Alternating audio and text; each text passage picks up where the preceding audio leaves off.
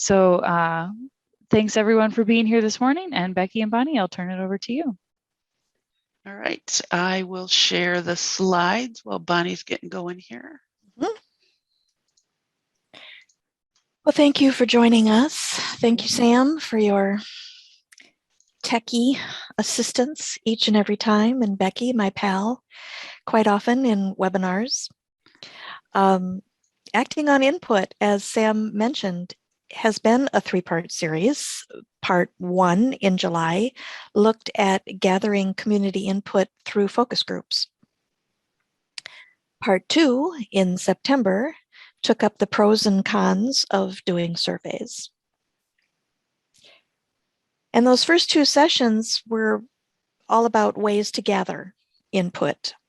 Those were our touch points, and there were many lessons learned, and I believe both of those now are available in Iowa Learns to watch the recordings. Today, though, in our third and final part in acting on input is all about taking action on the input that you received, however it is that you received it. So in our first 2 sessions, we talked about those ways to gather input. Focus groups is a common one that Becky and I are most familiar with, and our other colleagues in the other districts, because we do so much with focus groups as we help libraries facilitate planning projects using planning for results as the model. So again, that was our conversation in July. But there are other ways to gather community input. And one other way to pull together your city's demographics is by using the State Data Center. The State Data Center is under the administration of the State Library, and it is a wealth of resources there for you to find out everything there is to know about your city, your county, and state demographics as well. There's a really good resource there called City Quick Facts. And when you use the data from the State Data Center, that's totally legit for planning purposes to meet the planning standard.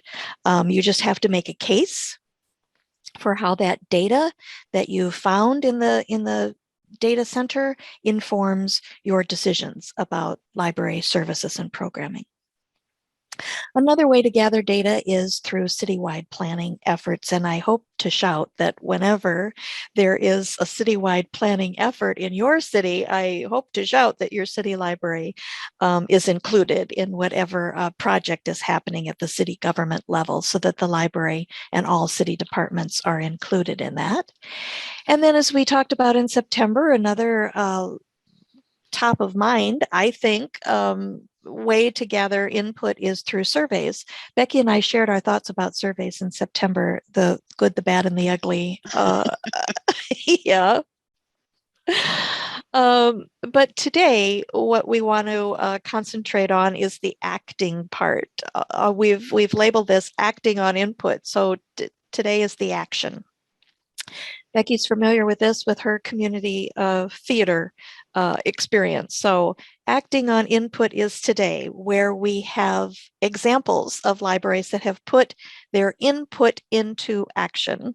And we have some thoughts too about how you can share the results of what you've learned in your community meetings and in the feedback that you're getting from your audiences, how you can share those results with your planning team members, with the community, with funders.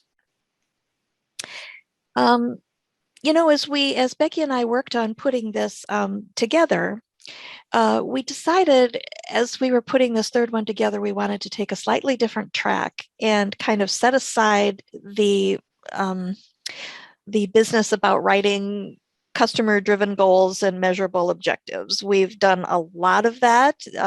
We've loaded up our prepping for accreditation series with that information as well, and in other webinars.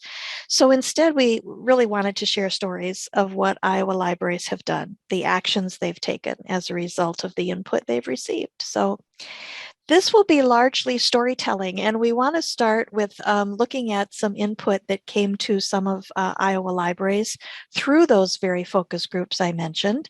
We have some good stories and photos to share about libraries that have taken that focus group input and decided to rehab their spaces both inside and outside. Ida Grove's decision was informed by focus group input.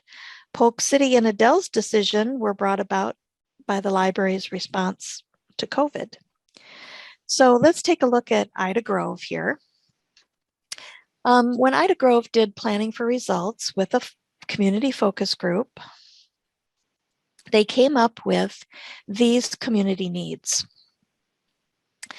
This listing of community needs here is not the complete list, and what you see highlighted in yellow are those things that came up in the community conversation that the library staff and board felt that the library could have the most involvement in, the most logical involvement. So the highlighting there is mine, showing things that the staff and board identified as potential library participation.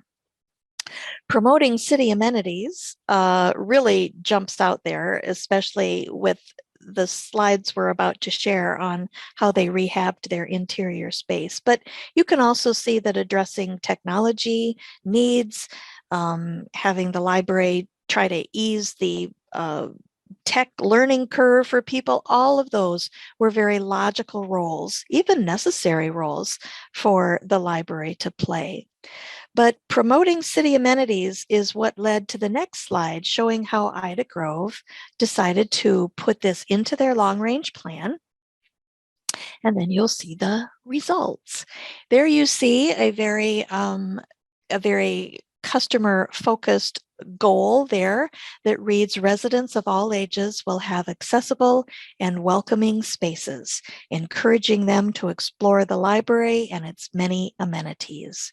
That's a lovely patron-driven goal. And the objective number 3 you see highlighted in yellow speaks to the result of providing accessible and welcoming spaces.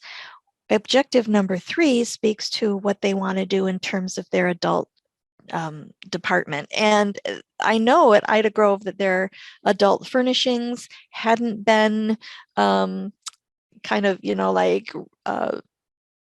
freshened up for many, many years. And so this was the classic time to do it.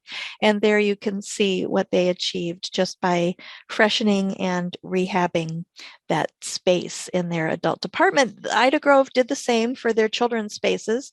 A couple of years ago, actually, they added on to the back of the building and put up just a beautiful children's room. And they also rehabbed their teen spaces at the same time. So this is a pretty good result of focus group input, as are these 2 photos you see here. On the left is Polk City. They created an outdoor pergola. Adele Public Library designed a book balcony. And if there was an upside to the pandemic, upsides are hard to find in the last year and a half, but this could be one, that libraries, in addition to these 2, so many libraries across the state created outdoor gathering spaces. This has become very trendy, but seriously, Becky and I talked about the input to this, as goofy as it sounds, really was the pandemic, because libraries wanted to find ways to somewhat ease that necessary decision to close the library to in-person visits, to having to close their meeting rooms and their studying rooms, to having to close the bank of public access computers. So by designing outdoor spaces complete with after-hours Wi-Fi access and some really cool furniture, I think, Becky, didn't you say the other day that it reminded you of a restaurant?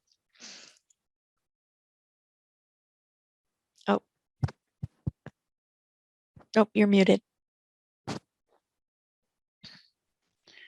Sorry about that. There is a restaurant in Dubuque that has a raised rooftop garden, not garden, but an outdoor space. And it looks like almost the exact same furniture, same color palette, same types of railings.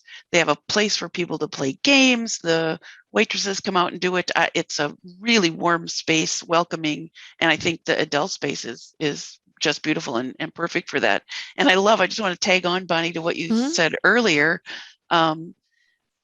Thinking about using the pandemic as a method of input. I think it's sort of expands what we think of when we think of community input, but it really was, the driving force behind these.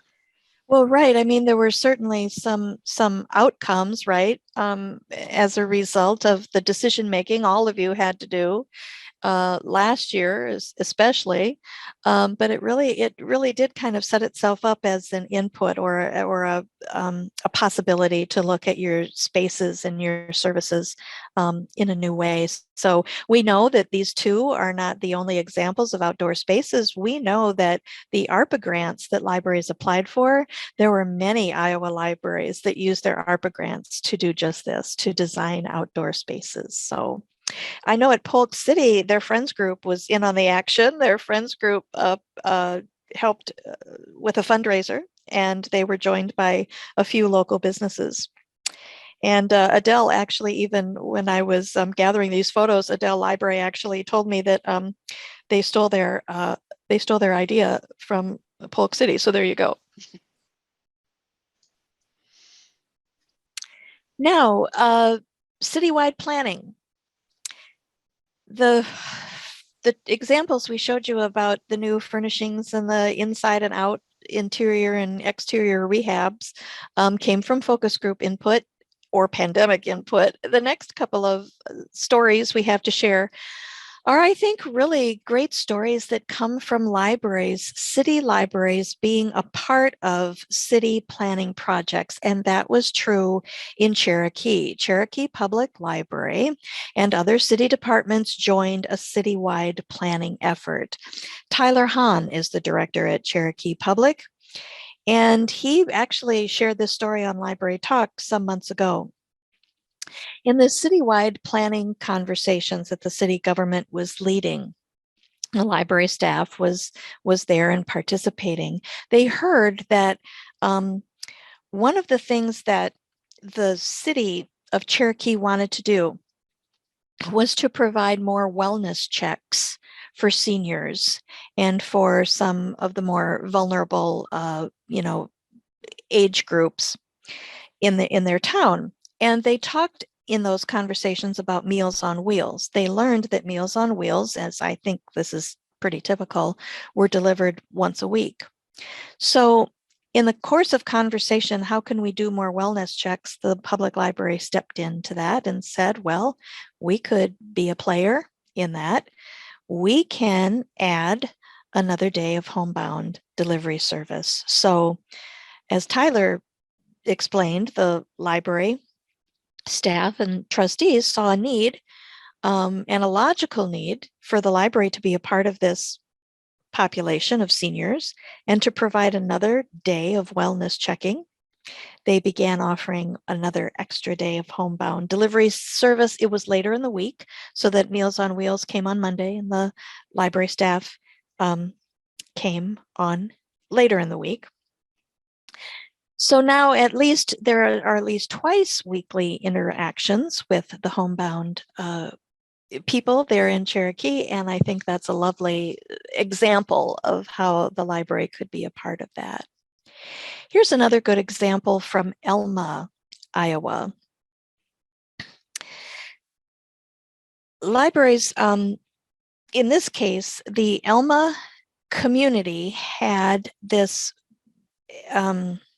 building, a vacant building, I think it was a school building, if I'm not mistaken, that the entire community felt they wanted it to be rehabbed. They wanted to turn it into something and make it useful and give it new life. And so what came from that citywide planning was the Elma Community Complex. Now, Elma is a town of 550 people, so it's a small town, but this is a really cool story. They took this empty building. Nuts. Sorry, I forgot to turn that off. They took this empty building and they have rehabbed it to include a gym, a daycare, a town council and council chambers, city hall offices, and the public library are all going to be housed in this new facility. So I think it's just a great example of what can happen when a library is at the table in these community-wide planning conversations. This is a great, example, I think, of relationships and partnerships and coordinated community planning conversations. This entire story, I'll only just say that much about it, but this entire story was written up in CITYSCAPE magazine. Here you see a screenshot of the May issue of CITYSCAPE magazine. So you can, in case you have access to this, you can read more about it there. And in case you have not heard of CITYSCAPE, it's a monthly magazine from the Iowa League of Cities. And there are always wonderful stories in there about what Iowa towns, large and small, are up to. So those are some pretty good stories really about both focus group input and community-wide planning that involved the city library as well. So again, we've heard how that focus group or citywide planning input can lead to things like technology changes or programming or space changes. Certainly, we saw several really good examples about that. I'm going to explore on this one what kind of data you might have that could input your hours. Take a look at that first one up there. What are some of the ways, if you want to put a note in chat quick, what are ways that you would get input that might result in you changing your hours? Anybody got ideas on how you might go about getting input for that? You didn't know you were going to have to chat today. I've got a list, so I can tell them to you. Yep, absolutely, Betsy. A survey is one, one great way. Yep. So your survey question might be, we'd like to expand our evening hours. Would you be more likely to use the library on a Tuesday, Wednesday, or Thursday? If you participated in the one that Bonnie and I did on focus groups, or on surveys, that we're not big fans of sort of those open-ended survey things. If you write them a thing that says, what hours would you like to come to the library? You're not going to get anything that's actionable with that. So if you really focus that question down, we want to add evening hours. Which ones of these three choices would work? Now you're going to get information back from that survey that's going to make it easier for you to make some decisions and to actually have that action. Oh, Lisa, that is a great one. A Post-it board with stickers. I love that. And same thing, kind of focus that into, maybe you got a calendar that says what hours of the day would you prefer to use the library and I love that. Very visual. For people who do that. Rita, that's another great one. That's one I was going to talk about a little bit later, that you guys collect data all the time. You have tons of information. And one of those are the people counter that you have. Take a look at that and see what are your high times, your travel times that people are coming into your library. That's a great one. And Michelle, where people work, I'm not sure exactly I know what that means, but absolutely getting information and talking to them about what. Bon, do you have a? Well, it could be. I was just thinking when she wrote that, I was just thinking about that. The statistics that we love, Becky and I love to look for this when we're goofing around in the state data center and pulling up demographics for the various towns that we're working with on planning. There's a great statistic in there about commuting. And how many people in any given town are commuters from their house to their job site, and how long the commute is in terms of minutes. It's pretty revealing when you share that with a group of focus group people, and because quite often people it's just kind of something that they think, well, I'm not surprised by, but when you see it in print and you talk about it, I think it's really it's really eye-opening, I think, as people look at that statistic. Mm-hmm. And you're right. That's exactly what Michelle meant, working in town or out of town. And you see those statistics, like, 60% of our population commutes, and that they've got a 45-minute commute. So if you're closing at 6 o'clock, you've just lost 60% of your population at that point. So I think that is great, using the census data for those kinds of things. Let's see. I think that was the end of that one. So here's one on, this is just a quick story on a library that got input from some of the focus groups that they were doing for staffing changes. This was a really, really difficult situation.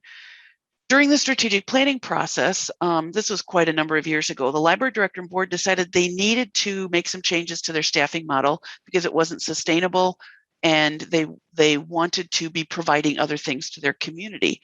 So they asked me to come in and facilitate a couple of focus groups in order to sort of talk through that issue.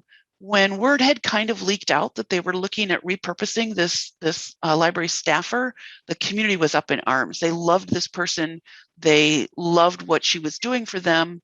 And like I said, it wasn't sustainable. So the board had to figure out really quickly how they were going to get everybody on board with this staffing change.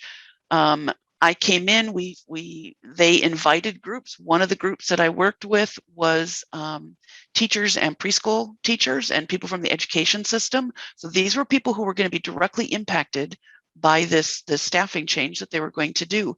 And we talked through the issues that had come up, why it wasn't sustainable. We talked through why they felt this person was so important. Was there other ways that they could get the same kind of service from the library or from elsewhere that this person was providing? So I think they kind of had a twofold purpose for these focus groups. And again, we talked about this in the session that we did on focus groups, and that is sometimes, you don't want to trick people, but sometimes part of the reason you're doing that focus group is to get information out there. You have to be very intentional about that, and you have to be very upfront about that.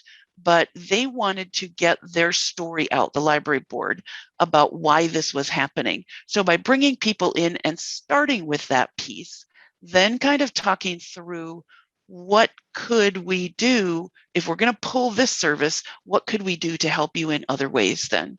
So, they wanted to hear the frustrations that the people who were going to lose the services had, and then, sort of take them one step further on what else could we do for you, because these are the reasons that we're going to have to pull this. So I think that's a really good way that they use those focus groups to kind of get information out there.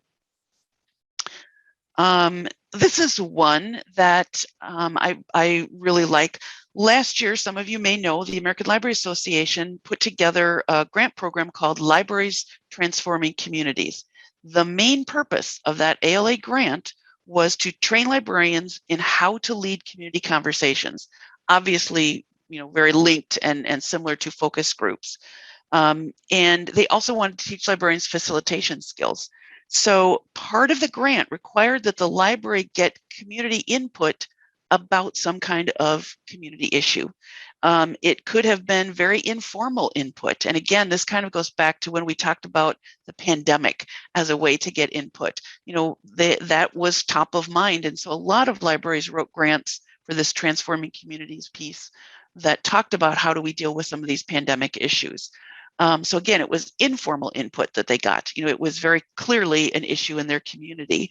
There's other ways. City councils talk about issues that are going on in their towns, the lack of sidewalks, or whatever the issues are. The fact that transportation in their town is difficult. People don't have access to Uber, and they don't have a bus system, and they don't have taxis to get people places. So city councils may talk about that. So when the library has their ear tuned to those kinds of other organizations that are talking about community issues, now they've identified a need that they can act on. And that's exactly what they did in Boone, is they heard that there were issues in terms of equity. And so they put together a symposium with the money that they got from ALA. They brought in people to talk about food sustainability, transportation, disabilities, mental health services, access to elderly services. They used high school students to come in. So it was this wonderful partnership that by listening to what was happening in the community, they were able to do some really remarkable programming at Boone. And again, the money from ALA, I'm sure didn't hurt to be able to have that. But that's another one, another way that you can act on some of that informal input, I think. This is one that Bonnie found, and I'm embarrassed to say Burlington is one of the libraries in my district, and I had not heard of this. I sort of kept track of the Kindness Club, but I hadn't heard this one about the food pantry that they were doing. So just before the pandemic shutdown happened, Burlington Public Library created a Kindness Club for all ages. It wasn't just a kid thing, it was a group of people. Before their first meeting, everything shut down. They decided they didn't want to drop this idea. So instead of having people meet, they put together a Facebook page, and people sort of met via Facebook and came up with ideas. So every month they have a topic that they talk about, and they have conversation about that, and then they work on some type of project. So for this one, again, we tried to kind of figure out, so what was the input that led to this? It really was the club. This was a group of people who were meeting via Facebook. Again, a very informal way of gathering input from the community, but it landed with these food pantries that they had, Boy Scout and Girl Scout people kind of came together with that, but that was one of their monthly projects. So again, not programming, not space, but a project that the library did that came from this partnership with the library's Kindness Club. I've actually, as Becky and I were working on this too, I've never heard of a library actually having as programming a Kindness Club. I mean, I know of libraries that have been part of the little free library efforts around town, and certainly story walks. I love that idea wherever there are story walks, and libraries that have done the food, what do they call that? The food for fines, accepting food goods in place of fines during the month of November, and being the drop-off site for food pantry items. But until now, I've never heard of a library that had a Kindness Club as part of its programming. That is very cool. So again, what kind of input might you have that leads to new technology decisions? So again, think pandemic. We all came to the conclusion that there were places that were empty in our communities, and those mobile hotspots were really important, and a number of libraries used some of that ARPA money. Many libraries had gotten into it prior to pandemic, but census data can inform that as well. There's a broadband group that just went right out of my head. Connected Nation, I think, is one that puts together maps that talks about where are these deserts where there isn't access to quality Wi-Fi. And by using those maps, again, that's more data that is out there for you to utilize and figure out how is that going to change what we do for technology. One that is a change that I think was really different and surprising to a lot of people was, again, going back to the idea we talked about earlier, that your internal data that you gather can certainly inform that. I talked to a number of libraries over the last 5 years who watched their usage of in-building desktop computers go down and down and down and down, as people got more cell phones, as broadband got more ubiquitous, whatever it was, as communities went to one-to-one, school districts went to one-to-one laptops, their usage of their in-building computers went down. So you gather that internal data and you say, all right, if we don't need 12 anymore, can we get by with 6? So again, using that internal data is another good way, like we talked about with staffing and hours. I think those are also good ones. again, things like partnerships. You know, the school district comes to you and says, hey guys, guess what? We've just done this one-to-one laptop program, and we found out that 50% of our kids don't have internet at home. What can you do to provide that for our community, the kids in our community? And again, that kind of input from other organizations and those partnerships can lead to some kind of action on your part. Let's see. And survey and focus groups, again, whether you're doing some planning or you've done a survey on what kinds of needs you have. One that comes and rises to the top in a lot of communities that I work with is seniors need help with technology. That comes up over and over again as a need. And so that input can lead to, are you going to change your programming up? Are you going to do things just for seniors? Are you going to try and do some kind of multi-generational thing? So using that input that you gathered, again, through informal conversations at the circ desk or at the board level, when they say, boy, my mom could really use a class on how to use her iPad. So there's lots of ways, again, that sort of informal input that you can use to do that. Another one, this is sort of a, I don't know, I don't want to be critical on this one, but have you gotten complaints about your website? Does somebody say, I can't find anything on your website? Or, so it's that sort of complaint box. If you've got a way for people to tell you, this is frustrating for me, especially I think with technology, that can also lead you to make some new decisions. What you're putting out there, does it work for everybody? So that's kind of the end of our storytelling part. So, we've gathered all this input. You've improved things. You've used all that great data and that great information that you got from the survey groups, from the surveys and the focus groups. How do you let people know what you just did, and who do you tell? So we've got a couple of slides here that are going to talk about how do we share those results. We could have called this, Becky, griping is input. But then again, I kind of like our title better. I think maybe. Yes, I think maybe so. But I really like that idea about using those suggestion box ideas. That's a better way to put it, the suggestion box, as opposed to the complaint form. The complaint form, yes. But it's all good intel. It's all good intel to draw from if in fact there are things that could be improved upon thanks to your suggestion box.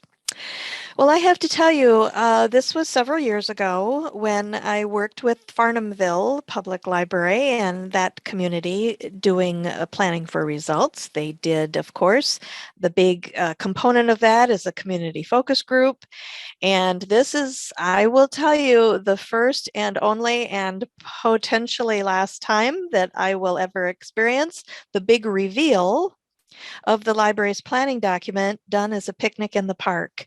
This was, I thought, ingenious. They met in the picnic shelter in the city park, and I came with handouts. I didn't try to do any techie thing outdoors. I thought that would be doomed, and people were eating, hot dogs and hamburgers anyway, so who needs that?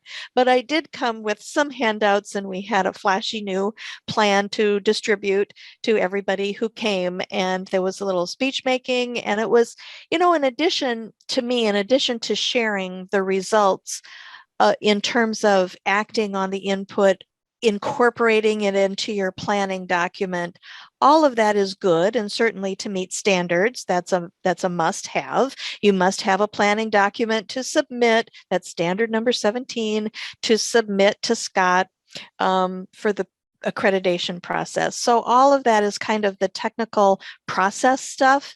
But when you share the results, what it also does in bringing back your focus group people, it also provides closure to those people who spent their time and their evenings with you, however long it took, however many meetings there was. It's a nice way to share with them, the more immediate people who worked with you on these projects, to just share with them the outcome. Otherwise, they're always kind of left thinking, whatever became of all of that good work and those great conversations we had about the library, whatever became of that. We have to be able to share the results with the people who helped us the most, and it's a great way to say thank you as well for their time. And this was a pretty fun way to say thanks. I love it. When I work with communities for strategic planning, that's one of my slides that I always have is here's the process we're going to do. And at the end, why don't you have a party? I've suggested that to probably 60 libraries, and I have yet to be invited to one of those. I've had other libraries in Northwest that have done kind of like the reveal, I call it, where they bring people back and they'll have some kind of an evening meeting with coffee and cookies and stuff. But this was splashier than most. I love it. This was splashier than most, I have to say. But I think probably you're right, though, Becky. I think it's probably in the minority of libraries that do a final come back together again and see what our plan looks like. Yeah. So as you go to actually write a plan, the process part, the documentation part that's necessary to meet that standard 17, I'm just a big proponent of making those kinds of have-to documents kind of splashy themselves. A picnic was pretty splashy, but you can make documentation that way as well. And I love this example. It's from Sioux City Public Library. This is a 4-page spread of their strategic plan. You're looking at 2 pages here, but I mean, it's just really nice cover art, and they use infographics, and just, it's a very eye-catching way to synthesize the information. There's a lot of information that comes from doing planning for results, especially when you're working with focus group people. It's a lot of information that you're gathering, but you have to be able to synthesize it in a way that makes it more readable and more interesting to outside audiences. So I think this is a great example, and I know there are hundreds more examples like this all across the state. And certainly post your planning documents up on your website as well. I know Lisa's in the audience from Orange City, and I know Orange City is a very nice example of their strategic plan splashed on their website as well.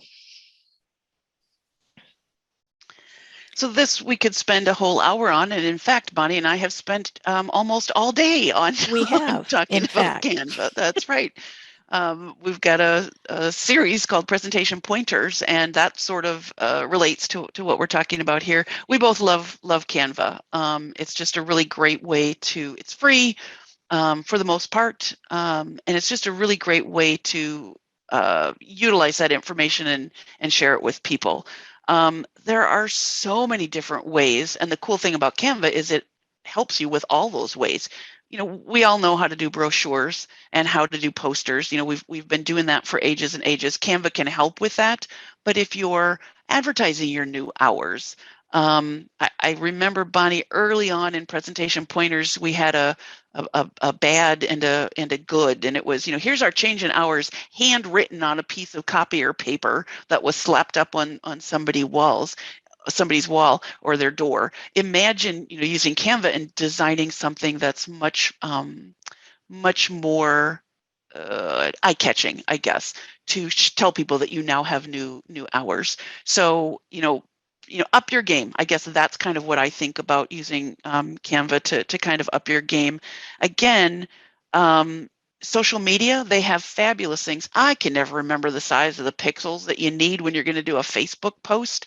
You don't have to worry about that when you do it in Canva. You kind of put those things in there and it automatically does that for you. So, you know, whether it's Twitter or Instagram or Facebook, you know, or your website, the banner on the website that you have, Canva can help you design that as well. And like I said, posters and brochures and everything else. So getting that information out to the public in the variety of ways that we all need to do that now. Canva is just a really good way to do that. And this is another one that we talked a little bit about at one of our earlier sessions. You know, we do surveys. One of the main things that surveys do that we've seen lately anyway, is they measure the level of satisfaction. That's one really good way to use the survey. And again, how are you going to act on that? You know, you're probably not going to make changes if they say, we love your hours, or we love the staff at your library. It's not going to lead to those kinds of changes, but you still can use that input and do things with it. One of the things that you get out of those kinds of surveys are testimonials. Put them on the library social media platforms, put them on your website, put them on the library walls. Another way that I really like to utilize that information, I've got a really quick thing to show in a second here, is taking it to your funders. What if you asked your community via a survey about what they loved best about the library, and you gather all these little pieces of paper and you take them to your city council meeting and show them this huge stack of people who love what you do at the library. And it's very specific. You don't just say, we had 30 people who said the library is, you know, one of their favorite places to go. Now you have, my preschooler likes this, or my elderly mother goes to the library for this. The American Library Association has another campaign also with transform in the name, so they frequently get mixed up, but it's basically the library's transform campaign. And they have lots of things on the website that you can actually utilize. One of my favorite is they have these because statements. So they ask people, ALA did sort of in generic terms, but libraries have asked people, why is your library important to you? Because this. And so they've asked people to sort of fill that out. I want to show, I think we're ready for that. So bear with me a second here, because we have a little video. Some of you who have been in workshops with me in the past, I am quite sure have seen this before, because it is one of my all-time favorites. Oh, Lordy, I've got too many windows open here. Let's get rid of all of that. So am I showing the right screen? Are you guys seeing the beginning to the video? Yes, we see it. Fabulous. I'm going to hit play and hopefully you all can hear this. It's a 1.5 minutes long. Honestly, you guys, it makes me cry every time I see it.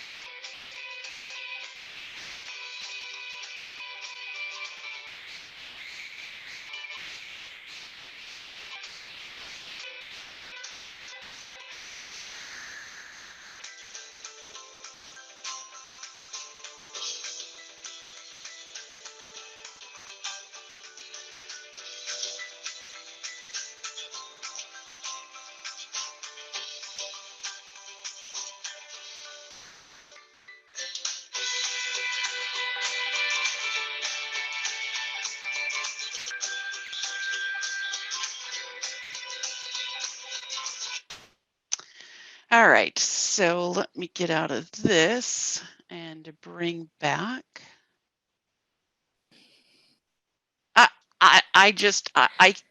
I can't think of any more powerful statement to your community, to your funders, to whomever, that says, here's why we exist, because of all these reasons and the variety that they did, and how easy is this to do? Exactly. I love it. That's my thought too, is how easy this would be to replicate even the smallest of libraries could replicate this. And since there's plenty of time between now and National Library Week in April, you guys could put this in your planning hat and maybe take a crack at this, because you've got this example to go by, and just supply to people who are willing to do this and be on camera. I really like the screenshot you showed, Becky, that showed all of the because statements on sticky notes on bulletin boards. I think that's a great companion piece, because not everybody maybe would want to be videotaped holding up their sign, but you'll have a lot of good sports in your town who would. And so I think if you could do them side by side, I think, and do the video as well, I agree with you. I think it's a really great way to promote the library and its importance in people's lives, but also allow your patrons to kind of express in their own words how the library matters to them. Yeah, I think that's such a great, and again, it's an informal way of gathering input. You're not using the census data, and you didn't do a survey, per se, and it's not necessarily, some of it can certainly come from those surveys or focus groups. From open-ended questions. But this is really taking input into how the library matters in people's lives and why it's important to them. That's the input. And then you act on it by these sticky notes, by these because statements on bulletin boards, or by creating your own video clip like the Pickering Library did. So kind of the opposite of the complaint box. Yes, it's the opposite of that. All right. Well, we were a little nervous that we weren't going to have enough time to get everything in. We've done really well, Bon. We all talked too fast, I guess. We really skated through this. Yes, faster than we thought we would. I just threw this in because I love this quote. He that won't be counseled can't be helped. Thanks, Ben Franklin. I just love this quote because I think it works on the personal side of life too. We really can't act on input until we ask for input. And that's our takeaway from today and from the 2 previous episodes in this series. We've asked for input through focus groups, as we talked about in July, through surveys, as we talked about in September. And now this was the acting part. So we hope you enjoyed our storytelling and our slideshow and our videos. We are ahead of schedule. So if any of you have any questions to pose to us in chat, or any observations about your own planning process. Bonnie and I are always looking for stories. I've been telling the same stories over and over when I do strategic planning. So bring them on. Tell me how you acted on that input. Yeah, exactly. I'm always interested in that. Give us some fresh stories, please. But we did pick up some fresh stories in putting this together, because we learned about the Kindness Club. I love that one.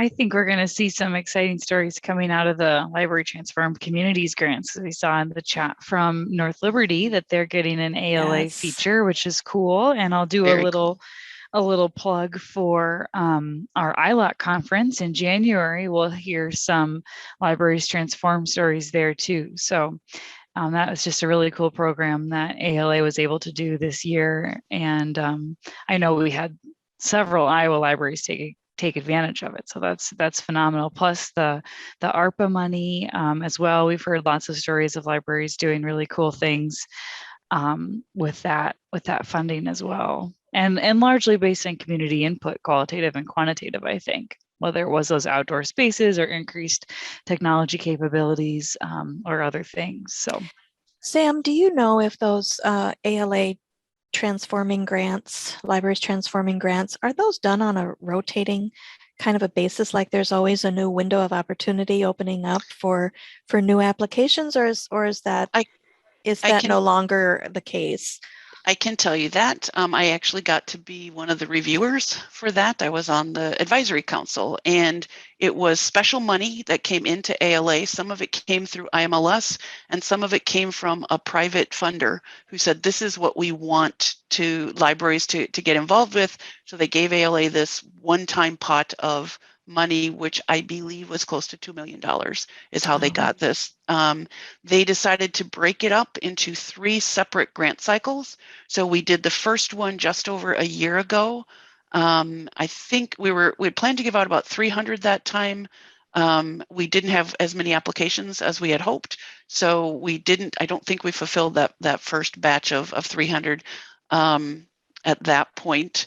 Then they opened it up a second time last summer, and the third cycle has just been announced, the winners of that third cycle. And so that's the end of that pot of money, but hugely successful. I missed a meeting yesterday where they sort of gave some of the summary numbers of how many libraries, with $2 million at, I don't remember what it was, $3,000 a plop. 3,000 that was a lot each. of that was a lot of libraries that got impacted, and the projects ran the gamut. And what I liked about it that really relates back to this is that you were scored in your grant on one of the items was, how well did you listen to your community?